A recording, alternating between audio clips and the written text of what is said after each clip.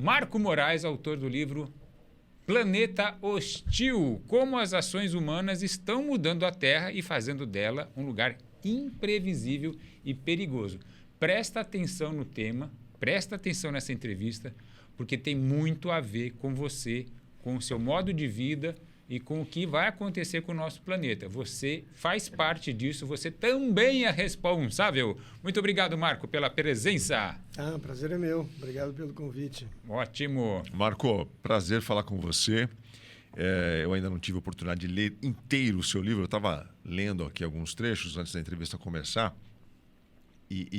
Pô, você é um cara preparadíssimo para falar do assunto, né? Você é geólogo, PhD pela Universidade de Wyoming. Você viu, cara? Só trazemos gente boa. Não é aqui. qualquer um que está falando com a gente não vem, aqui. Exatamente, é. Pô, eu fui até escovar os dentes antes da entrevista. Pô, não dá para falar assim, de qualquer jeito.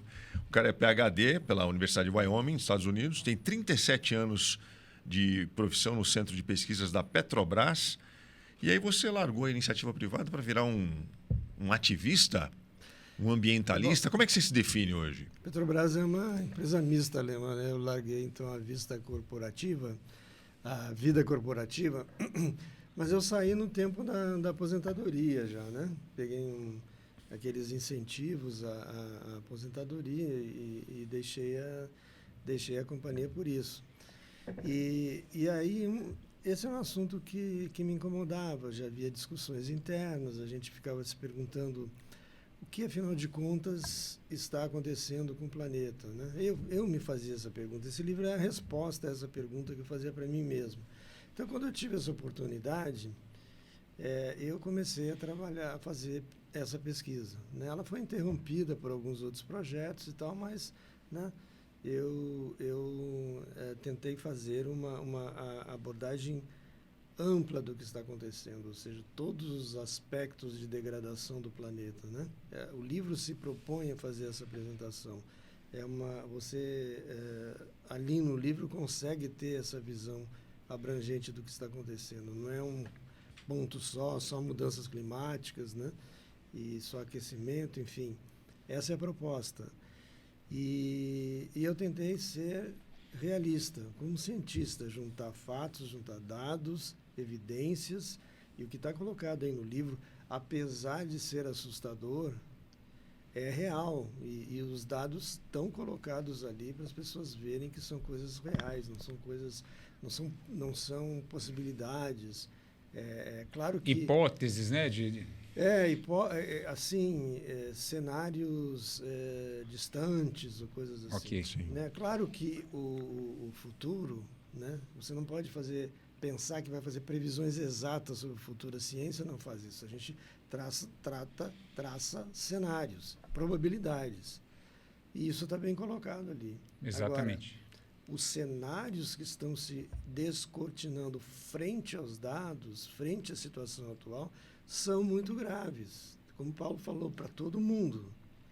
Não é um grupo de pessoas que vai ser mais ou menos atingido. É claro que as pessoas mais vulneráveis quando essas coisas acontecem são mais atingidas, mas vai atingir todo mundo. A gente pode dar um exemplo aqui. Se eu estiver errado, você me corrija, mas sei lá, se o aquecimento do planeta, por exemplo, persiste e você aumenta o nível dos oceanos, se você tem o seu apartamento na beira da praia, um apartamento, uma cobertura, você não vai poder sair de casa porque você vai estar com água até dentro da sua garagem, né? Então, por exemplo. Então, né? assim, lógico, a gente está aqui, desculpa se pode parecer uma brincadeira, mas a gente está falando de coisa muito séria.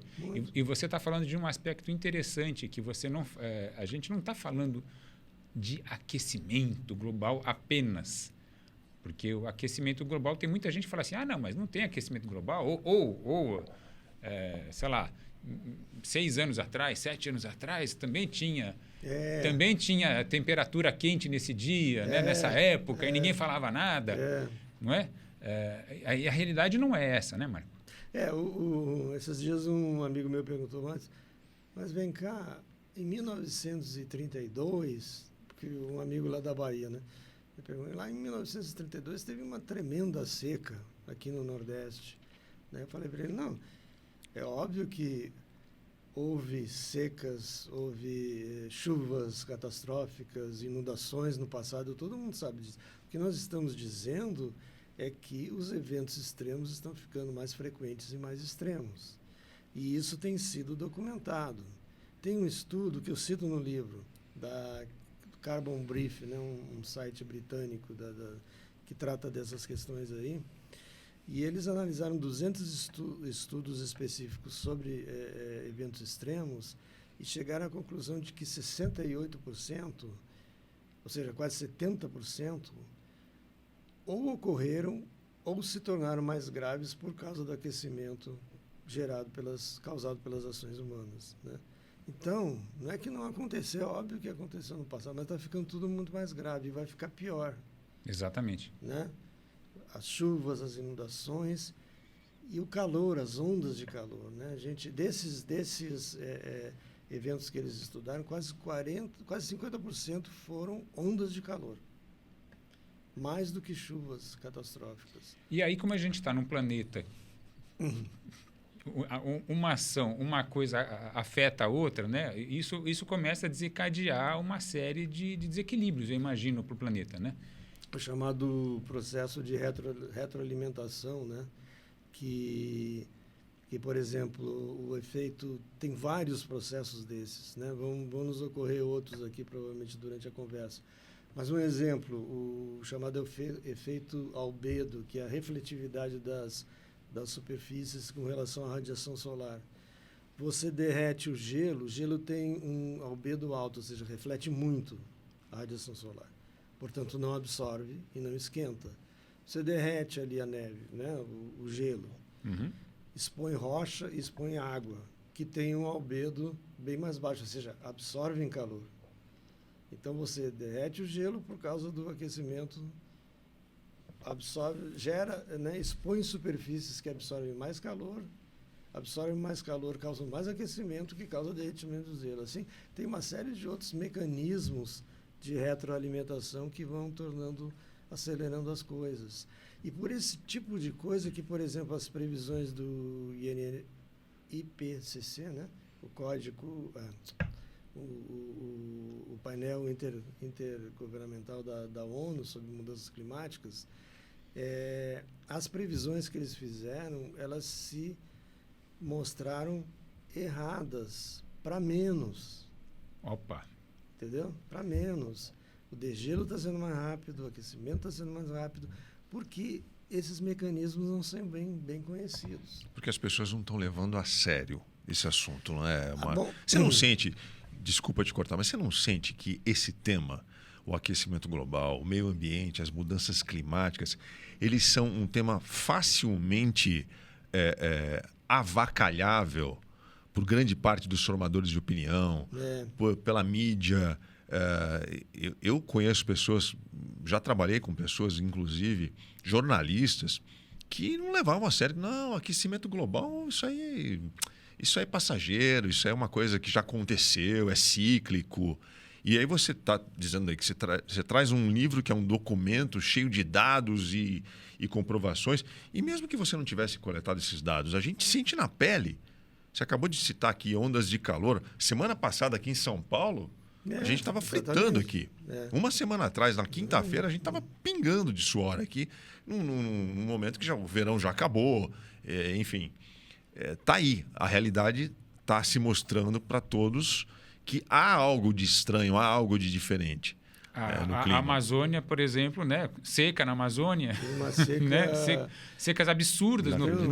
E você vê as coisas que estão acontecendo ao mesmo tempo. Né? Você tem uma seca centenária na Amazônia, uma chuva centenária. Em Petrópolis teve 2 chuvas centenárias, né? Acima de 500 milímetros num dia, em 2 semanas, em 2022. Aí agora o Nordeste está debaixo de chuva em fevereiro. A Bahia lá. Fevereiro não é um mês que chove. Então, assim, essas modificações estão ocorrendo por todo lado. Se fosse em um lugar, né? Sim, aqui, ali, mas não. Mas o Rio Grande do Sul teve uma mudança. O Rio Grande do Sul teve uma seca de 3 anos, que terminou em 2022, que prejudicou tremendamente a agricultura. Aí em 2023 veio aquela chuva toda, que os ciclones estão começando a se aproximar mais, né? Chuvas em lugares que nunca E era para ter tinham acontecido sofrido. outra agora, no final de semana, mas parece que escapou ali. Escapou. E aí, no segundo semestre, 3 ondas de calor seguidas. Né?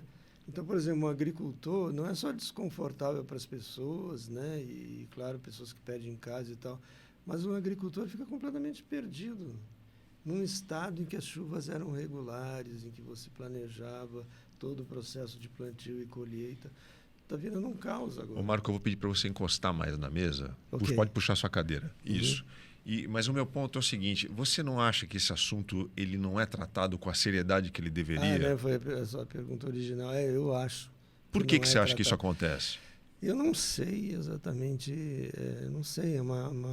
As pessoas se sentem incomodadas, talvez, não querem discutir isso, não quero abrir mão do meu conforto e por isso não vou discutir, talvez. Então, como eu cito no livro aquela frase do Mathieu Ricard, aquele monge budista, cientista transformado em monge budista, né, francês, que ele disse que as pessoas têm muita dificuldade de mudar a sua maneira de viver, né? Você acha que mudar a maneira de viver é um celular novo, né? Uma nova tecnologia? Não é isso, é mudar realmente a sua forma de viver, né? De se alimentar, de consumir. E essas coisas exigem que a pessoa comece a repensar isso de alguma forma.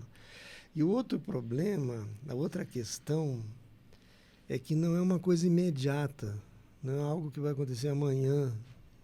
É algo que vai acontecer daqui 10, 20 anos, embora a gente já esteja vendo as coisas acontecerem. Mas esses alertas vêm sendo dados pelos cientistas e especialistas há décadas, né? Mas assim, sabe... O que faz você achar que as pessoas vão se conscientizar agora? Se é que vão. Pois é. O livro tem que conscientizar. A função desse livro aqui é conscientizar. Esse aqui é um alerta vermelho. O meu filho é biólogo e cientista de dados agora, né? E ele acha que só uma grande tragédia vai convencer as pessoas que a coisa realmente é real. Ou seja, a humanidade só aprende quando sofre, né? Eu espero que não, né? Eu espero que, né, o esforço de muita gente, e o livro é a minha pequena contribuição nessa luta aí.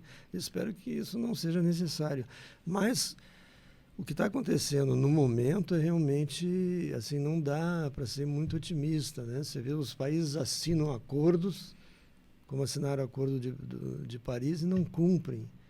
Está sendo muito difícil unir o mundo em torno desse desafio, porque cada país fica puxando para a sua, né? O pessoal costuma falar que toda política é local, né? Então o cara, na verdade, está mais interessado ali no que seus eleitores estão achando do que realmente ter uma visão de estadista de mundo. Né? Mas, então, falando nisso, a gente sempre critica, né, os políticos, o poder público, mas eu tive a oportunidade de, em 2022, trabalhar em campanhas políticas na região norte, em 3 estados. Eu não vou citar porque aí tem os candidatos, enfim, isso não importa. Mas em todos esses estados amazônicos, falar um candidato se posicionar numa campanha política falando de meio ambiente, lá é perder voto.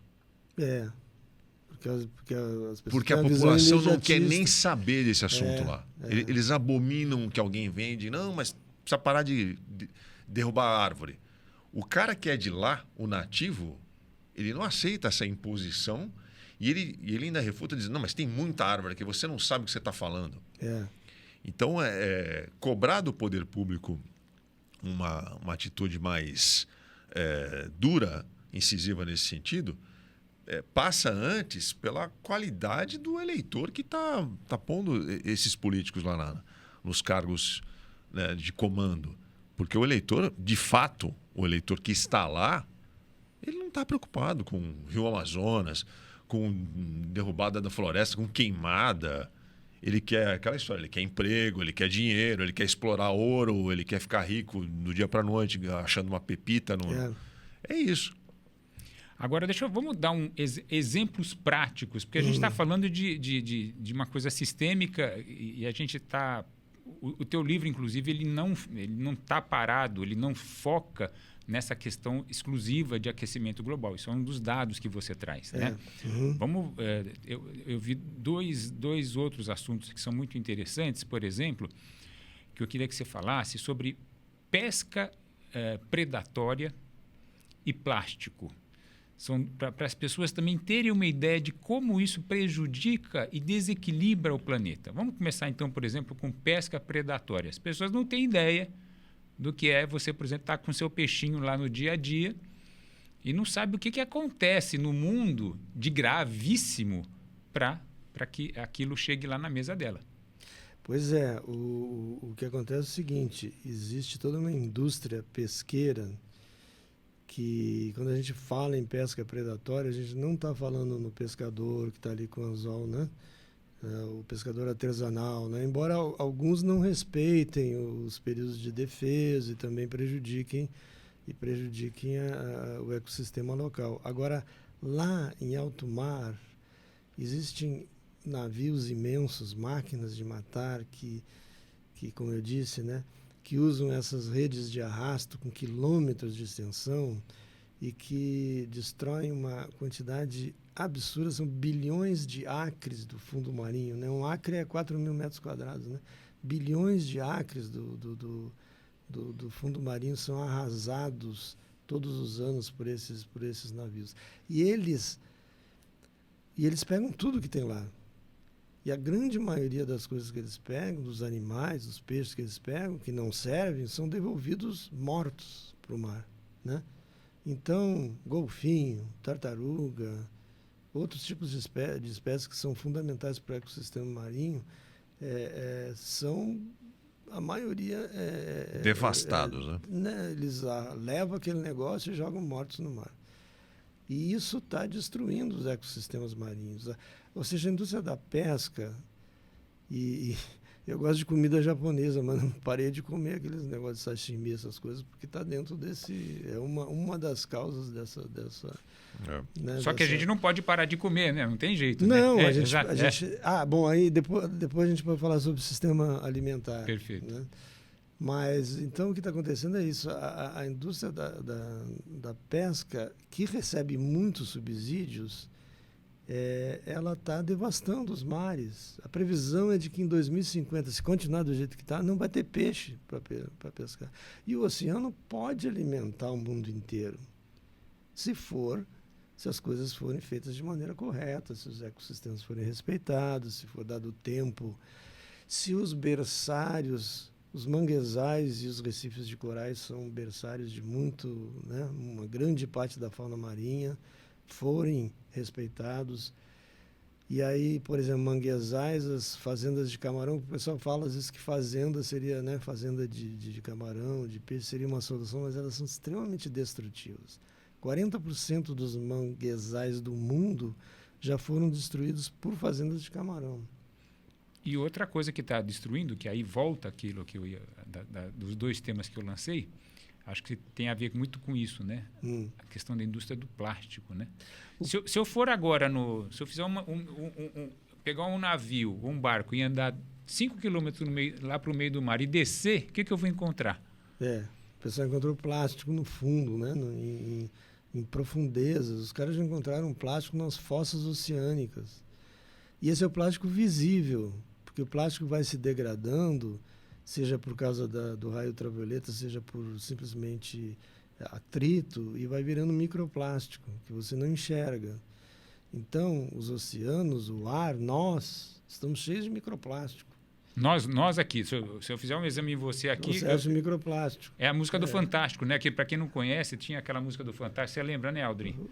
Da idade da pedra ao homem de plástico, o show da vida. O que o cara foi lembrar. Mas eu boto no livro, porque eu também lembro quando começou esse negócio. Mas hoje o homem de plástico somos nós. Nós temos dentro de nós plástico, que a gente microplástico. Come porque está dentro do peixe que a gente consome. Do peixe e de outras coisas. E de outras coisas, claro. Na água tem microplástico, no ar tem microplástico. E aí a gente não sabe bem qual é o efeito disso. Mas um efeito que a gente sabe o plástico tem compostos químicos. Inclusive, muitos poluentes orgânicos persistentes, que são desreguladores endócrinos, cancerígenos e coisas assim. Então, tem um químico lá que vem junto com o plástico. Agora, a parte física, o efeito de você ter todas essas partículas, muito recentemente eu vi um estudo que estava associando AVC, né, com plástico. E se você pensar, as veias são pequenos canos, você bota uma partícula lá, pode entupir, né? Começa a acumular plástico. Então, a questão do plástico também muito grave por isso tudo. E é muito difícil substituir, né? Se a gente olhar em volta, olha aqui, a gente aqui em volta cheio de plástico, tudo é plástico. Tudo é plástico. Plástico é muito prático, né? É barato, mas ele traz esses vários inconvenientes, demora muito a degradar e tem associado a ele muitos compostos químicos perigosos que acabam,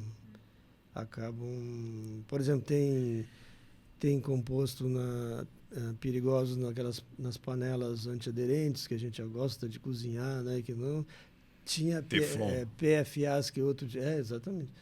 A PFA, que é um outro tipo de poluente orgânico, tinha até em mamadeira. Até o Biden prometeu que ia acabar com o PFA na água que os americanos bebem. O problema é o seguinte também. Isso está associado a plástico e à poluição química, né? A indústria lança milhares de produtos novos todos os anos. Porque basta você mudar a molécula e é um produto novo. Tá? Aí ele faz uns testezinhos lá, dá para umas pessoas, não aconteceu nada e bota no mercado. E a EPA, né, a Agência Ambiental dos Estados Unidos, aí entra lá com um processo para aprovar esse negócio, mas eles vão usando. Enquanto isso, o mundo inteiro está usando um determinado produto. Aí dali 20 anos, os caras, o negócio é cancerígeno. Aí proíbe aquela molécula, o cara bota outra, parecida. Não é a mesma. Não tem estudo, vai estar liberado. Segundo uns artigos que eu li, uns dados que eu vi, se essa agência americana fosse fazer o processo de aprovação de todos os compostos, que ela levaria séculos para examinar os compostos que estão por aí. E aí você tem desregulador endócrino, um negócio terrível, né? Você tem os hormônios, a gente depende de hormônio para praticamente tudo no organismo, né? E outros tantos são cancerígenos, né? Aí você vê lá estatísticas do tipo, o câncer cresceu, se não me engano, 80% em pessoas com menos de 50 anos. Acabamos de ver o caso da Kate Middleton aí, né? E aí o cara pode dizer, não, mas isso é porque tem mais diagnóstico. Mas não, a mortalidade cresceu 30% entre pessoas com menos de 50 anos. Até o início do século XX, o câncer era uma doença rara, né? Pois é, então essa intensificação química toda é uma coisa também muito, muito preocupante. A gente tem falado muito pouco sobre isso e plástico e químicos, né, estão muito, muito próximos aí nesse efeito. Então, é outra coisa que a gente tem que se preocupar. E qual que é a outra indústria pesada aí que ajuda nesse desequilíbrio do planeta? Então, é o nosso... Você falou do plástico, indústria... Agora o nosso sistema de produção de alimentos também é muito danoso, né? Usa muita água e a gente está diante de uma crise hídrica aí por falta d'água, né? Por vários motivos, entre os quais, né, maior evaporação, ondas de calor e tal. Mas assim, a quantidade de água usada pela indústria alimentícia, para ter uma ideia, assim, o consumo de água per capita é 3.000 litros. Consumo total, considerando, né, quanto se gasta de água no mundo dividido pelo número de pessoas, 3.000 litros. Desses 3.000 litros, 100 litros são usados pelas pessoas para consumo e Isso higiene. por dia? Por dia. Em média, tá. Aí, mais 150 são usados pelas pessoas para necessidades domésticas. Lavar roupa, limpeza... A indústria usa 250 litros. E o sistema de produção alimentar, 2.500 litros. Quer dizer, é um absurdo de água que é usado. Nos Estados Unidos, que é onde se tem mais dados, a indústria de criação de animais, ou seja, para corte, laticínios, ovos, usa, se não me engano, cerca de 4 trilhões de litros de água por ano. Né? Então, esse é um dos aspectos. O outro é a principal causa de devastação ambiental, por destruição de florestas, destruição de hábitats, destruição de tudo.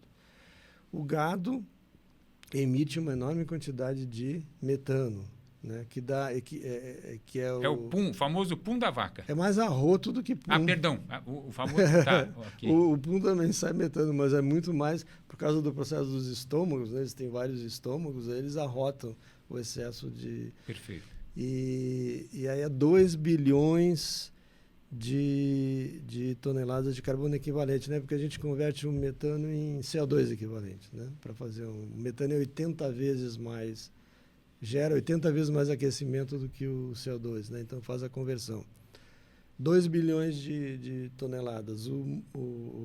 Nós emitimos a humanidade 36 bilhões por ano, então é uma proporção grande, né? Então, esse processo todo, além da indústria, da maneira como ela é, transportando alimento daqui para lá e tal, né, é muito intensivo em termos de uso de energia. Então, essa é uma indústria que tem que ser mudada também. A gente tem que mudar a maneira de produzir e consumir alimentos, que é uma coisa até mais fácil de fazer, não é tão complicado de fazer assim, né? Mas é uma indústria que, no momento, está sendo extremamente agressiva no planeta. Começou uma campanhazinha agora, né, contra os alimentos processados. Tenho visto alguns anúncios aí, tem umas entidades aí que estão tentando emplacar essa ideia. Mas isso demora, né, para pegar, né?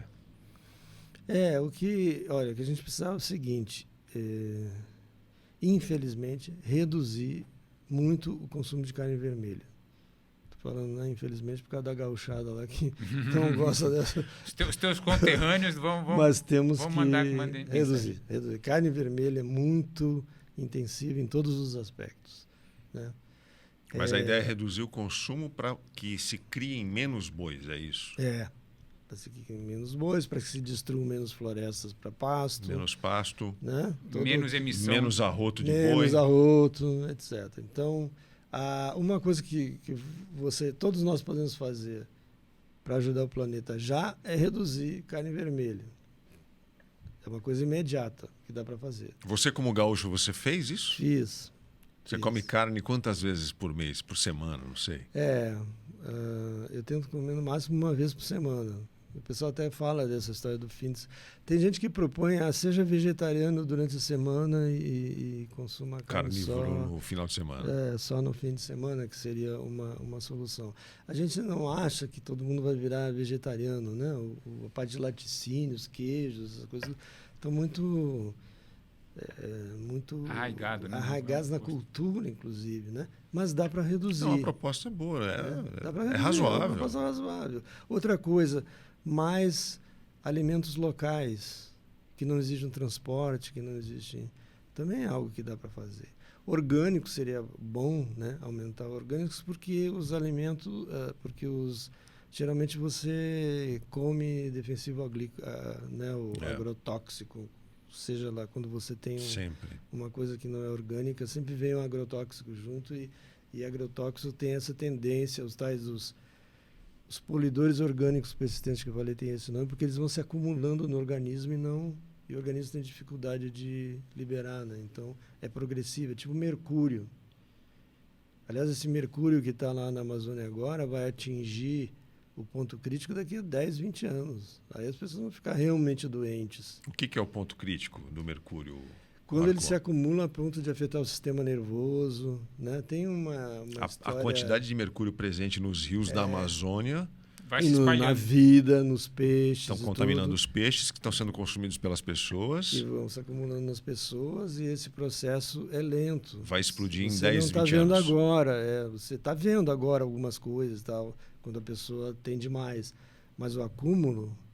Tem uma história Não, mas peraí, clássica do desculpa, mercúrio. termina a tua ilustração. O que vai acontecer em 10, 20 anos? Um monte de gente com câncer na região norte, é isso? Então, é isso que eu ia contar. Tem um caso clássico da bacia de Minamata, no Japão, que tinha uma empresa que fabricava PVC, eu acho, tal, e jogava mercúrio na água. E ela começou a fazer isso em 1930. Aí, em 1956, uma criança baixou ao hospital com sérios distúrbios nervosos, problemas no sistema nervoso. Dali a pouco, todo mundo começou a ter. E aí viram que animal doméstico, animais selvagens, tudo estava com isso. Eles chamavam, eles não sabiam o que era, a doença de Minamata. Aí que foram descobrir que era mercúrio acumulado. Olha lá, começou em 1930, estourou em 56 por ali. Quer dizer, levou 26 anos. mais de 20 anos para...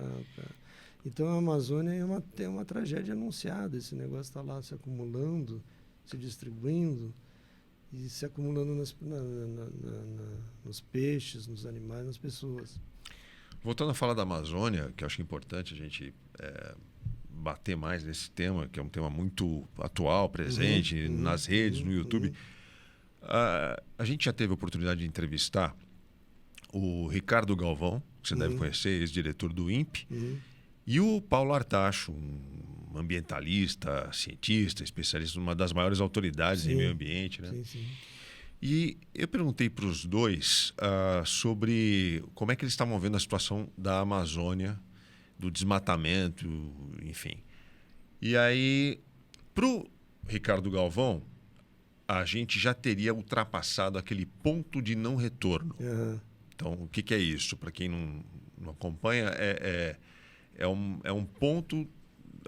o desmatamento na Amazônia atinge um ponto em que não vai mais se recuperar. A floresta não se regenera mais a partir desse ponto. Nós já teríamos ultrapassado.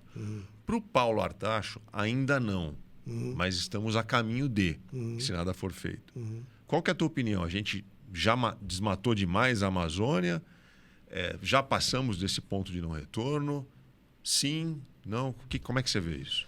Eu não sei exatamente. A gente já desmatou bastante, mas a floresta ainda cumpre. Quer dizer, uma floresta com aquela biodiversidade, com aquela riqueza toda, é uma coisa preciosa para o mundo inteiro, né?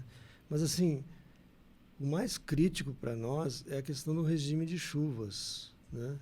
No centro-oeste e no sudeste, os nossos celeiros agrícolas. Porque o que acontece ali? Os ventos alísios, né, eles trazem a umidade do oceano ali para o Pará, né, para a costa do Pará, e ali precipita, formam chuvas, a floresta absorve e devolve a água. Então a floresta vai reciclando a umidade dentro de uma circulação que alguns chamam de monção sul-americana, uma circulação em que esses ventos vão até lá a cordilheira, dão a volta, né, batem na cordilheira, dão a volta e voltam pelo centro-oeste e pelo sudeste. E essa umidade só chega ao centro-oeste e ao sudeste porque a floresta está lá reciclando. No dia que não tiver mais a floresta, os grandes celeiros agrícolas e os lugares onde tem grandes cidades e reservatórios vão ficar com um regime de chuva seca. Muito comprometido. Seca muito severas. maior, severas. Eles vão depender das frentes que sobem da região antártica, que também estão ficando mais espaçadas e com períodos de retenção mais ao sul, né, como a gente está vendo. Então, por exemplo, se eu fosse um agricultor do centro-oeste e do sudeste, eu estaria muito preocupado e empenhado em manter a floresta de pé. Porque senão o meu negócio Daqui a vai... 2, 3 anos, 2, 3, 4, 5 anos, eu posso perder tudo. Perder tudo. Porque 95% da agricultura brasileira depende de chuva. Sim. E a gente E não a está gente falando tá- de um ano, porque isso pode acontecer, a gente já viu, né? Sim, Durante já um viu. ano, acontece um ano, tem uma seca, Não, o você cara tá tem um falando- prejuízo. Estou falando de, ok, teve um ano, teve o outro ano, teve o outro ano, E aí não tem o que fazer Estão mais. falando uma coisa permanente. Permanente, né? exato. Para alguns, esse cenário já está acontecendo, né? Essa engrenagem já teria começado a rodar. Então, isso é uma... Assim, eu ainda acho que se a gente for evitar maior devastação, mas assim, não é diminuir a taxa de desmatamento, é acabar com o desmatamento. Acabar. Porque né? todo dia o desmatamento continua. Mesmo que você fale assim, diminuiu 20%, ok, não é que acabou. Diminuiu, continua tendo desmatamento. Né? Pode estar num ritmo menor, porém ele persiste. Né? Isso é importante que as pessoas tenham ideia disso. Entra governo, sai governo, não aumenta um pouquinho, outro diminui um pouquinho, mas no final das contas, para qualquer governo que seja, o desmatamento continua na prática. É isso que significa desmatamento. Está sendo desmatado. Tem um X número de maracanãs lá que estão sendo cortados todos os dias. Né? Isso não muda. Me fala uma coisa aqui, algo interessante no teu livro aqui, que as pessoas também não têm ideia. A indústria, a construção civil. E aí a gente pega e faz aqueles prédios maravilhosos e todo mundo está morando bacana. E o governo pega e faz uma ponte, né? E constrói para cá, constrói para lá. E tudo isso é com base na indústria do cimento. Né? O cimento é importantíssimo, né? O cimento mudou a cara do mundo, né? O cimento é uma indústria perigosa para o equilíbrio do nosso mundo? Cimento e aço são os processos de produção de cimento e aço geram CO2, geram gases de efeito estufa em grande quantidade. E aí a substituição desses materiais é um desafio muito complicado. Como que a gente vai... Como é que eu vou construir uma ponte sem cimento? A gente vai usar madeira, vai fazer um arranha-céu de madeira e... Então... Derrubar mais árvore?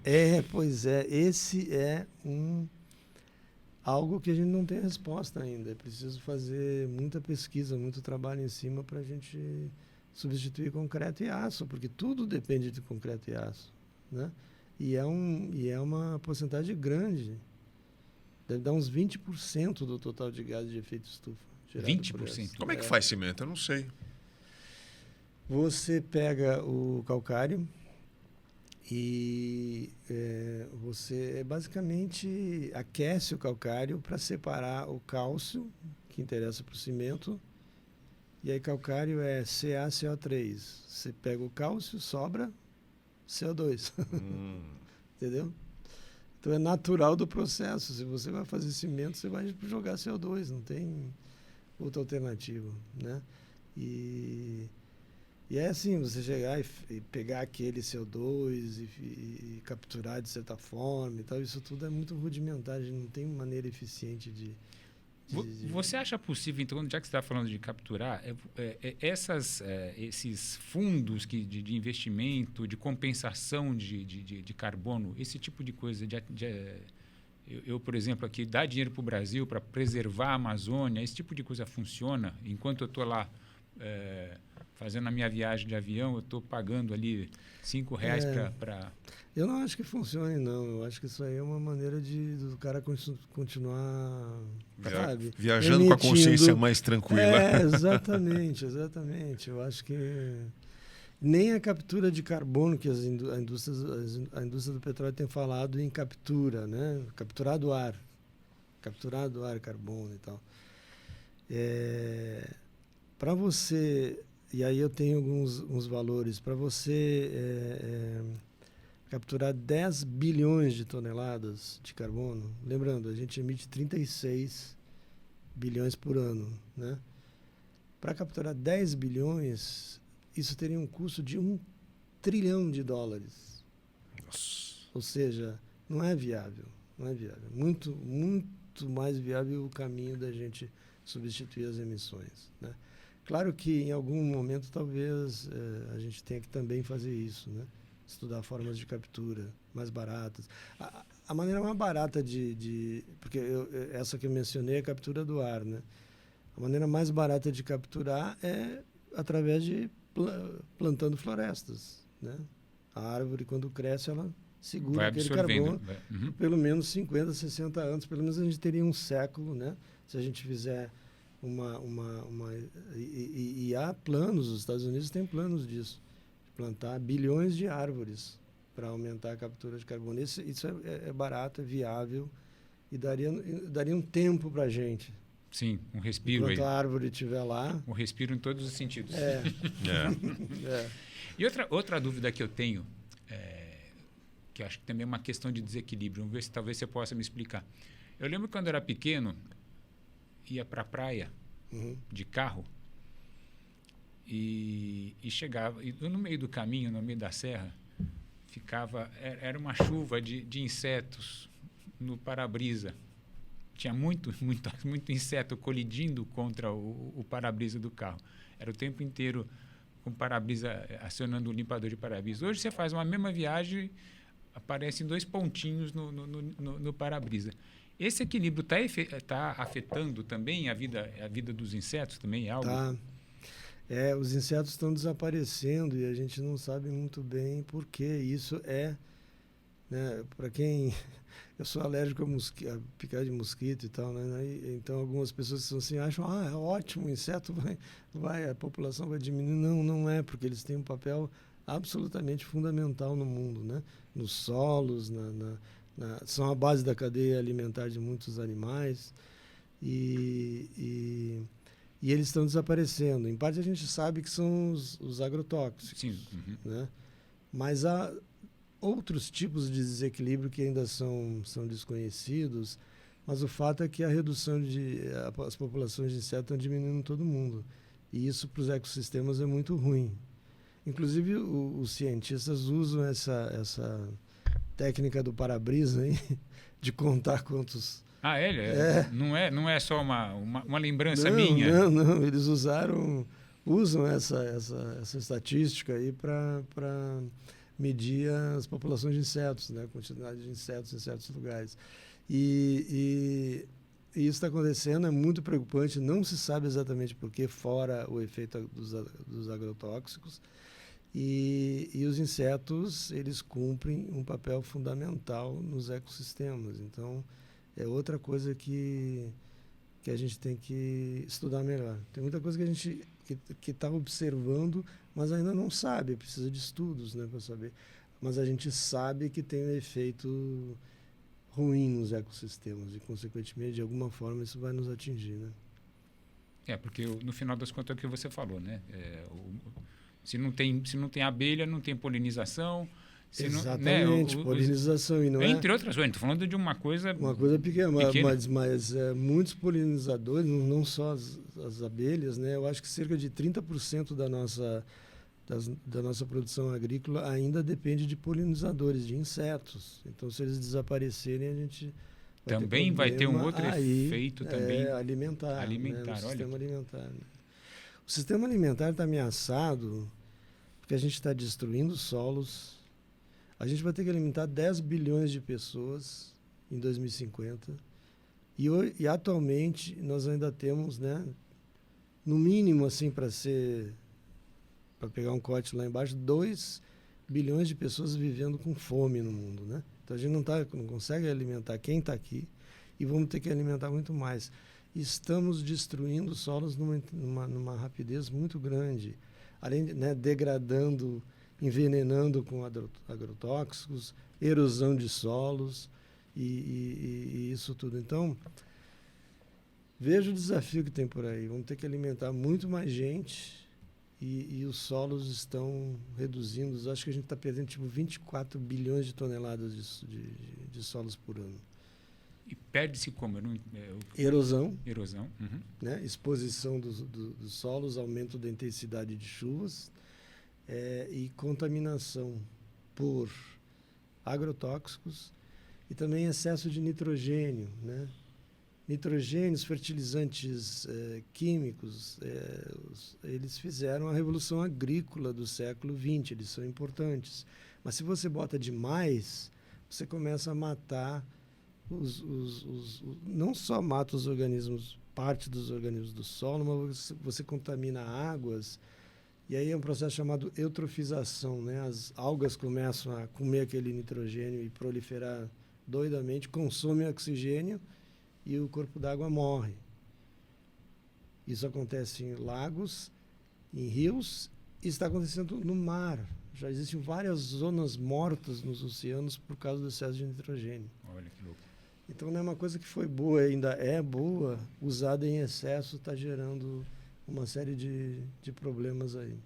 A gente está falando aqui do livro Planeta Hostil. Não é para você ficar preocupado, é para você ficar em alerta. O livro chama-se Planeta Hostil, do Marco Moraes. Está à venda nas livrarias, está à venda na Amazon, está à venda em vários lugares, está com e-book também. E é interessante, né, Marco? Porque a gente está aqui... O livro pode parecer pesado, é pesado no termo de informação, é preocupante, mas se ninguém der esse alerta aqui, a gente vai continuar a nossa vidinha achando que está tudo bem. Não tem problema, eu ligo o ar-condicionado, né? Está quente. Se eu tenho ar-condicionado, não tem problema, eu ligo o ventilador e espero chegar a próxima estação, né? Espero chegar o outono, né? Aí tudo bem, né? Bota uma bermuda, então as pessoas estão achando que elas podem se dar esse tipo de luxo, né? Vamos dizer assim, e esperar a coisa passar. Só que daqui a pouco não vai passar, né? Vai vir pior ainda, né? Você vai fazer o quê? Você vai ter 3 ar-condicionados na sua casa, né? E aí muito ar-condicionado, acaba faltando eletricidade. Bem lembrado, olha lá. Aí, falta eletricidade para as bombas de água, começa a faltar água, quer dizer, todo um processo de causa aí que pode acontecer, né? E o mundo está se enchendo de ar-condicionado, né? Os países em desenvolvimento que não tinham, China, Índia, mesmo aqui no Brasil, né? A quantidade de aparelhos de ar-condicionado é brutal, né?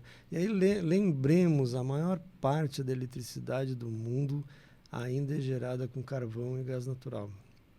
Carvão, ou seja... Muito carvão ainda, né? Então, é uma coisa extremamente poluidora, né? É o combustível. É uma das energias mais sujas que tem, né? É o combustível lá do início da era industrial que a gente continua usando. A China faz um monte de campanha nas cidades grandes deles sobre sustentabilidade, não sei o quê, mas lá no interior está cheio de... construindo usinas térmicas. Termoelétrica. A carvão. Olha, Marco, parabéns aí pelo seu trabalho. Ao contrário do Paulo, eu acho que é para ficar preocupado, sim. Não. Eu acho que o Paulo quis falar e que eu gostaria que as pessoas pensassem é o seguinte: a proposta do livro é a seguinte: para você resolver um problema, você precisa conhecê-lo. Então, eu estou tentando mostrar o que está acontecendo. Aí, cada um de nós, dentro de suas possibilidades, dentro do seu círculo de influência, pode começar a agir. Então, você pode achar aonde você pode contribuir mais. Eu posso parar de comer carne uma vez por semana, eu posso parar de usar uma sacola plástica, e assim vai. Não é uma coisa, não é que eu vou... né, parar tudo que eu estou fazendo, vou para o meio do mato. A gente pode contribuir para organizações todo mundo não governamentais confiáveis, forma. A gente pode fazer pressão política, a gente pode conscientizar as pessoas. No caso lá da Amazônia, que né, vocês falaram, as pessoas que moram lá, mostrar, e é que tem que ser feito um trabalho sério, que a floresta de pé dá mais dinheiro do que a floresta derrubada, e que eles vão continuar trabalhando, vai continuar ter trabalho, vai ser um trabalho de melhor qualidade. Então, eu espero, né, e o pessoal da Matrix escreveu no livro, é um chamado à ação, é um alerta, mas é um chamado à ação, porque dá para a gente resolver isso, né? A longo prazo, eu sou otimista que os humanos vão conseguir superar. Mas se ninguém fizer nada, agora, claro. A gente tem tempos difíceis pela frente, né? Vai piorar antes de melhorar, mas a gente tem que agir para evitar que pior aconteça. E para isso que está o teu livro aqui no mercado. Que eu tô aí. Que bom que você parabéns pelo trabalho, que realmente é um trabalho corajoso e um trabalho necessário. É um livro que precisa ser lido, é um livro que precisa ser entendido para que as pessoas possam se conscientizar. Eu acho que é o objetivo que você conseguiu aqui fazendo esse livro, e espero que as pessoas possam conhecer também esse trabalho Planeta Hostil, do Marco Moraes. Está aí à venda nas livrarias, no site da Matrix, editora. E, por favor, leiam, porque o planeta precisa dessa leitura. Isso aí. Valeu? Então, Muito obrigado pela sua presença. Puxa, Esperamos vê-lo aqui outras vezes para a gente poder... Quem sabe, de repente, você volta aí daqui a um tempinho aqui para falar, olha, as coisas estão mudando, as pessoas começaram a ler e teve uma mudança rápida aí. quem sabe. Vamos né? ver. Vamos lá. Parabéns, Marcos. Obrigado, viu, Marco? Obrigado. Parabéns aí Obrigado pelo a vocês trabalho. pela oportunidade.